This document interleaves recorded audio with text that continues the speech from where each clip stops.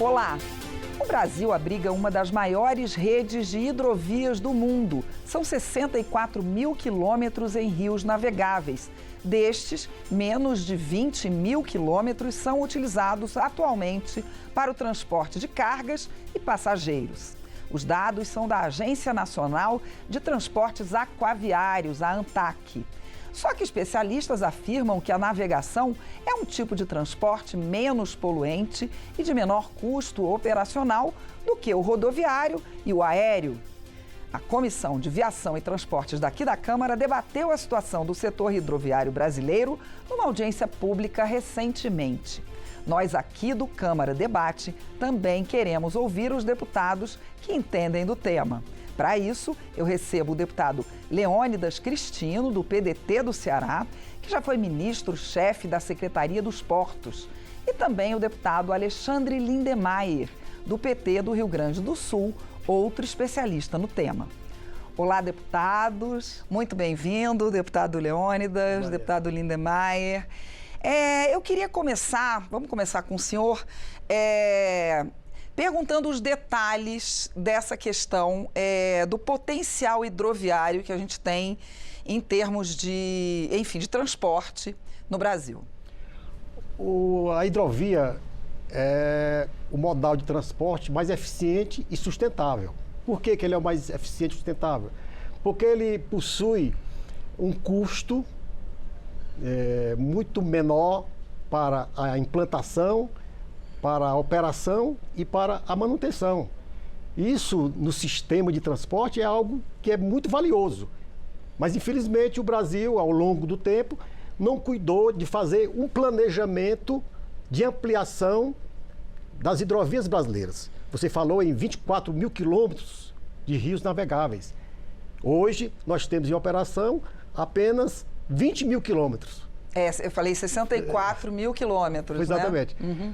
E nós temos só 20 mil quilômetros em operação, navegadas, hidrovias navegadas, que a gente chama. Isso. Agora, navegável, nós poderemos chegar até 64 mil, como você falou. Mas tem um planejamento para isso?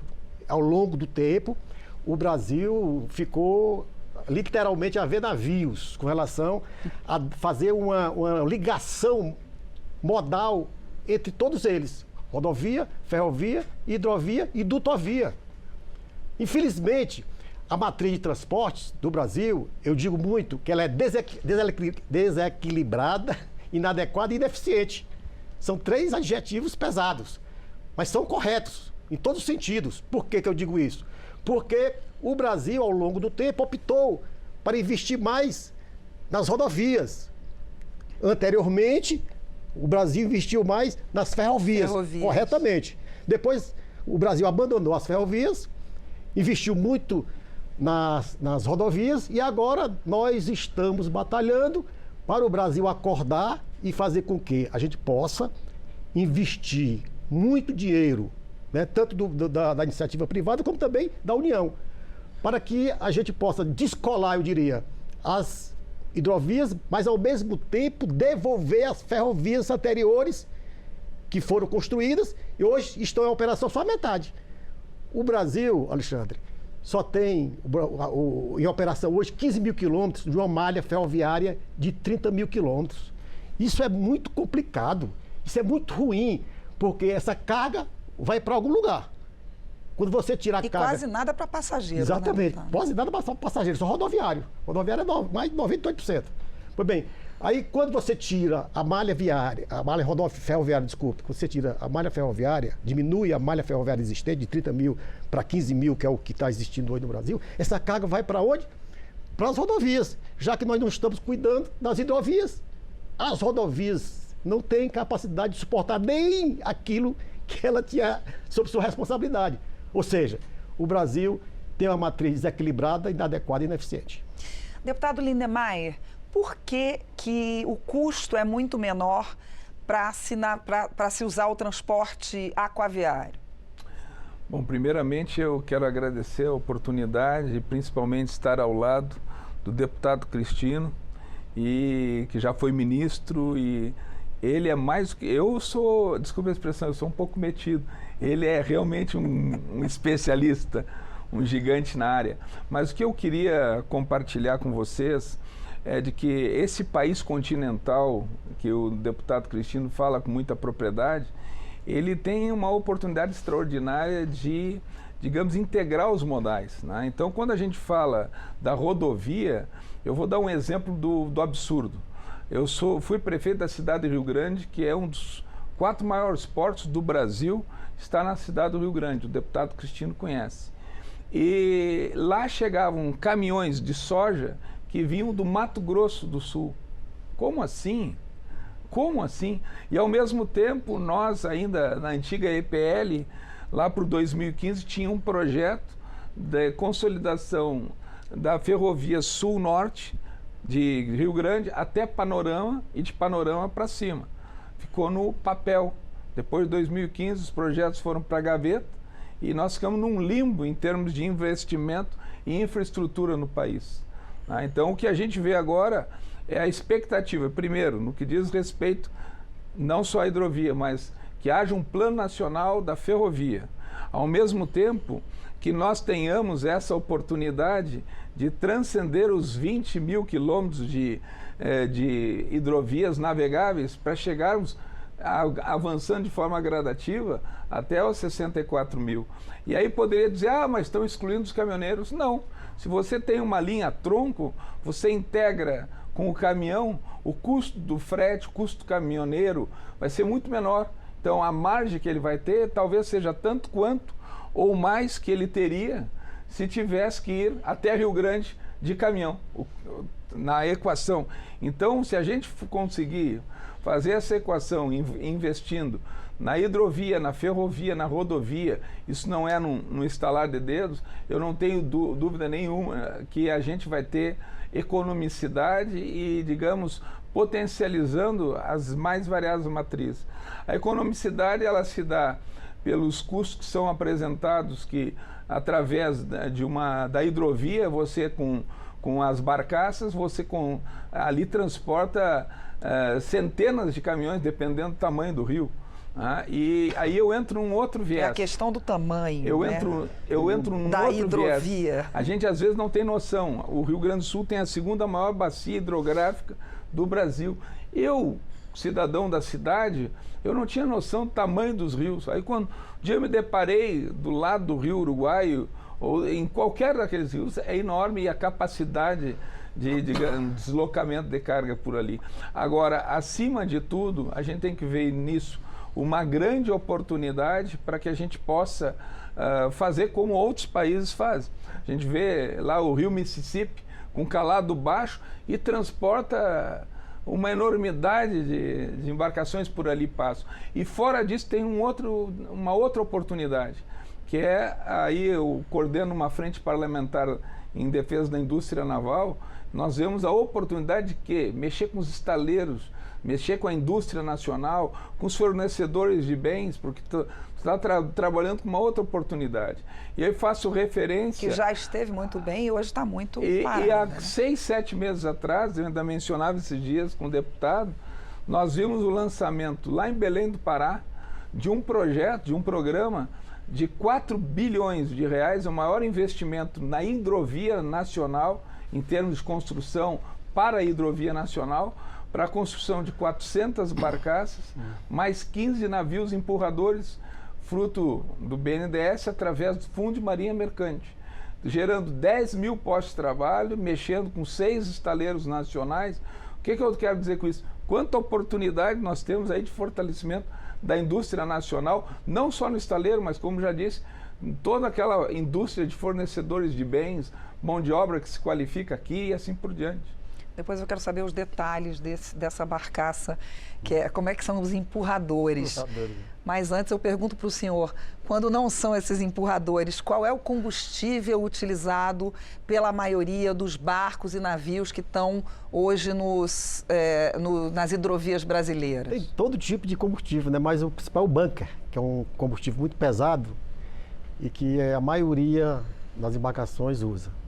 Mas o importante é qual o motivo de por que o Brasil, ou a economia do Brasil, não prioriza a ampliação dessas vias navegáveis, né? Eu falei aqui 20 mil quilômetros navegadas. Mas nós temos aí pelo menos mais 20 mil que tem possibilidade econômica para a gente conseguir chegar a operar.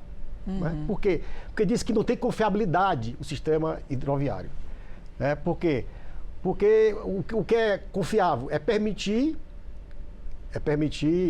em modo contínuo a navegação segura e o ano inteiro.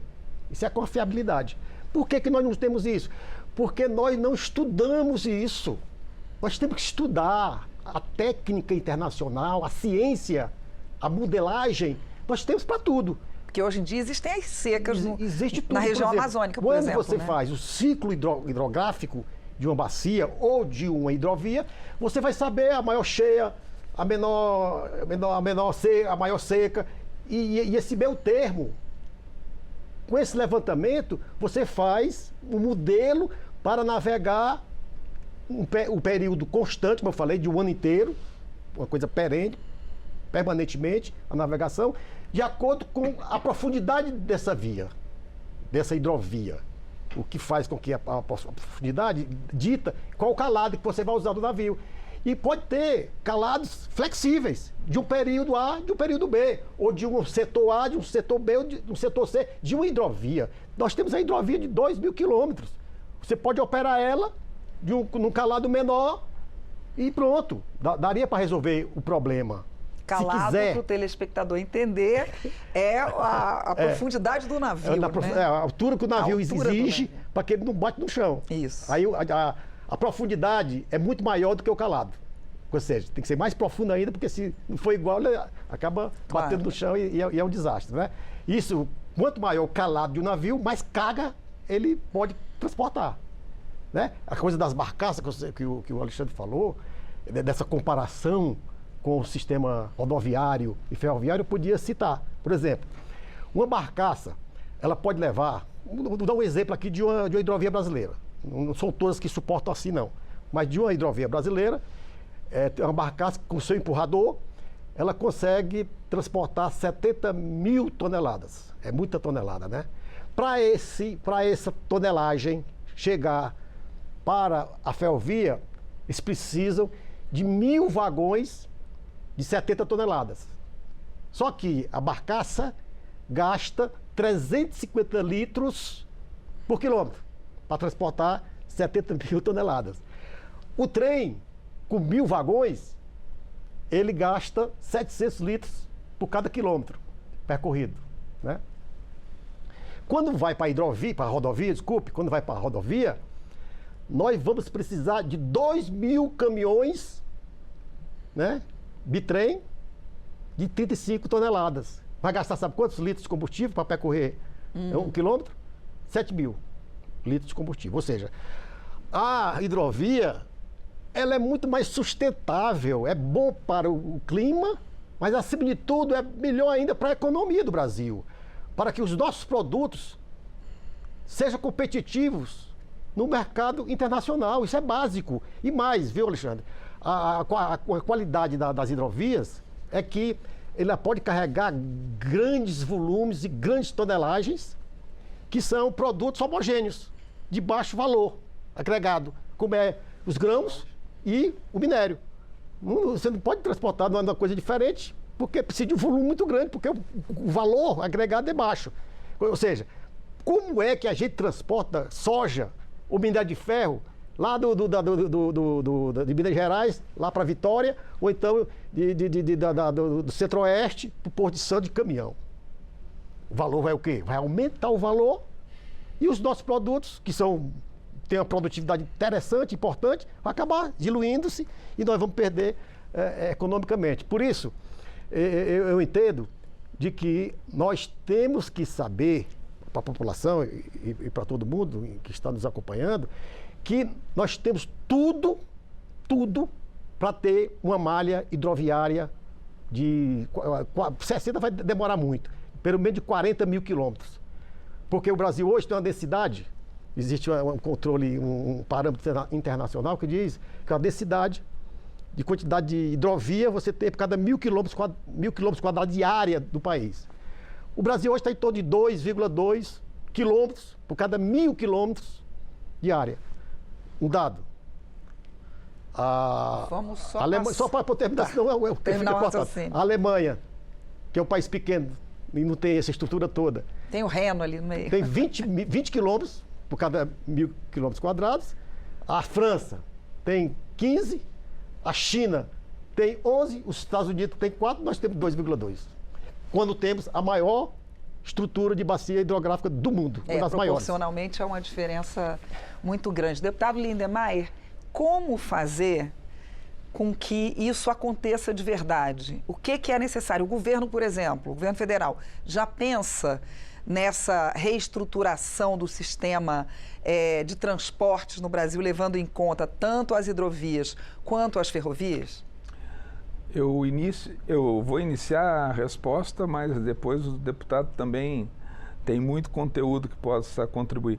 Mas, assim, como começar? Por exemplo, quando a gente vê no programa de aceleração de crescimento apresentado, a recuperação de eclusas, ao mesmo tempo a possibilidade de estabelecer novas linhas de hidrovia, e aí eu dou um exemplo concreto, a hidrovia binacional Brasil-Uruguai, cuja extensão é mais de 1.390 quilômetros de hidrovia do Uruguai até o Porto de Estrela, como uma possibilidade extraordinária de diminuição de custos usando esse modal. E agrego na pergunta que tu fez anteriormente, uma das políticas que o próprio BNDES está defendendo é a questão, digamos, da descarbonização. Então, eu vou investir em novas embarcações, trabalhando com um olhar já de sustentabilidade, de diminuição de emissões de CO2 e assim por diante. Isso é importante também. A outra coisa que eu gostaria de mencionar é que dentro desse contexto de investimento que se tem na hidrovia, um número que me impactou é quando no Ministério chega e se diz 50% dos grãos que são exportados hoje, que chegam aos portos brasileiros, já estão chegando pela hidrovia. Como assim? Então, tem, além do caminhão, muita coisa já está chegando nos portos via hidrovia. E outra questão que se colocou também, que desculpe a expressão, me doeu nos ouvidos, foi dizer que o custo para chegar até os portos brasileiros era tanto quanto ou maior do que o custo que de saída do porto até chegar, por exemplo, a um país asiático. Como assim? Olha a distância, né? Então, o custo logístico nosso é absurdo. E isso diminui o quê? A competitividade do nosso produto lá fora. Claro, a margem que entra diminui. no preço, né? Que entra no preço do produto final, Claro. né? Deputado, se o senhor quiser complementar essa pergunta que eu fiz a ele sobre, o senhor tinha falado em parcerias público-privados, que seria uma forma de também colocar dinheiro aí nessa reestruturação. Existe um programa já está em andamento no governo federal, que é o PGO, né? O Programa de Gestão de Outorga. Ou seja, dar concessão para a operação de algumas hidrovias brasileiras. Agora, o que tem que ser feito é uma análise mais profunda de todas essas hidrovias. Porque se você fizer uma concessão e o concessionário não tiver um conhecimento da hidrologia e de o que é que nós queremos, o que é que nós queremos transportar, o que é possível transportar, é uma coisa que fica um pouco não viável. Por isso, nós temos que planejar quais são as hidrovias que nós queremos urgentemente botar para operar. Eu diria a Araguaia-Tocantins. Que ela está pronta, falta o quê? Falta tirar umas pedras, né, a montante da barragem de Tucuruí. Já tem as eclusas já foram instaladas há 30 anos. A preço de hoje gastaram 4 bilhões de reais naquelas eclusas. Então está se perdendo tempo. Estamos perdendo dinheiro, mas não é pouco, por conta de há 10 anos, esse custo para tirar essas pedras, que a gente chama de derrocagem, custaria há 10 anos 600 milhões, hoje custa 1 bilhão e 200. Aí fica uma confusão danada de licença ambiental, etc. e tal. Pelo que eu sei, o IBAMA já liberou a operação para que faça o trabalho de derrocagem, de tirar as pedras. Vai demorar um pouco, mas seria uma coisa muito importante essa hidrovia estar em operação. Aí sim, faz-se a concessão e a iniciativa privada vai operar, acompanhada pela ANTAC e aí acompanhada pelo Ministério dos Transportes e também do Ministério dos Portos e Aeroportos. O que ele tem que fazer? Ciclo hidrológico, para saber que tipo de embarcação ele vai usar, no período e na área. Tem um período de seca, tudo bem, bota uma embarcação menor, um calado menor. Isso acontece em toda parte do mundo. Eu falo do Mississippi, o Mississippi é rasinho. Eles operam quase o mundo inteiro. É um rio longo, mais raso. Mas eles trabalham, claro que tem um período que eles param, óbvio. Eles vão parar, provavelmente no inverno, né? Pois bem, isso é que tem que ser feito. E o Brasil tem que parar a bola, botar a bola no chão e planejar. Se não planejar, não acontece. E também botar dinheiro público. Eu digo isso, muita turma fica com raiva. Tem que colocar dinheiro público também. Tem, por exemplo, essa derrocagem. A iniciativa privada vai botar 1 bilhão e 200 logo para começar a conversar? Não, a iniciativa privada não vai. Não vai. A eclusa está lá, beleza. E esse negócio de eclusa, né, que é um gargalo muito grande, porque nós temos bacias, hidrovias, né, que são no Planalto. Né? Tem hidrovias planáuticas, né? E temos hidrovias na planície. Aqui no Cerradozão nosso aqui, ela é lá em cima. E se você vai fazer esse contraponto, vai ter que ter, de uma maneira ou de outra, eclusas. De modo que existe uma lei, né? Existe uma lei, se eu não me engano, que obriga as barragens que foram construídas a colocar já as reclusas, mas não foi ainda regulamentada a lei. A coisa não funciona. Mas isso, lei, esse negócio de lei, viu, Alexandre? Eu fico assim preocupado. Faz uma lei que resolve, vírgula. A gente está terminando o tempo. Só me permite rapidamente, contribuindo na manifestação do deputado, quando se fala em trechos de concessão, o que eu acho que é importante é que pode haver essas concessões, porém sem perder uma visão do todo. Tem que planejar o todo. Claro. Sob pena de, às vezes, tu conceder um trecho aqui, um trecho acolá, tu perder a conexão porque os interesses de grupos de concessionárias se tornar mais importante do que a visão do todo. E para encerrar, já que se falou na questão do combustível no bunker, como foi dito pelo deputado, a gente já vê o governo federal, através de uma iniciativa que é uma primeira biorefinaria, que é na minha cidade, cidade de Rio Grande, é um investimento que está estimado em 5 bilhões e meio de reais para a transformação de algo em torno de 1 milhão de metros cúbicos ano de combustível através de soja, canola, a princípio vai ser de soja, mas pode ser mamona, né? E isso tudo sendo destinado também ao combustível para o bunker, né? Para operar dentro dessa lógica de descarbonização. Já existe um estudo bem aprofundado com relação a melhorar, a descarbonizar, vamos dizer, esse combustível para as embarcações. Deputados, infelizmente, dá pano para manga, mas nosso tempo acabou. Muito obrigada a participação dos senhores aqui com a gente. Eu conversei com os deputados Leônidas Cristino, do PDT do Ceará, e Alexandre Lindemeyer, do PT do Rio Grande do Sul, sobre a importância das hidrovias brasileiras para o transporte de pessoas e de cargas, e também para a economia do país. Eu sou Mariana Monteiro e você pode rever esta edição do Câmara Debate, que fica no YouTube da Câmara. Até o próximo programa.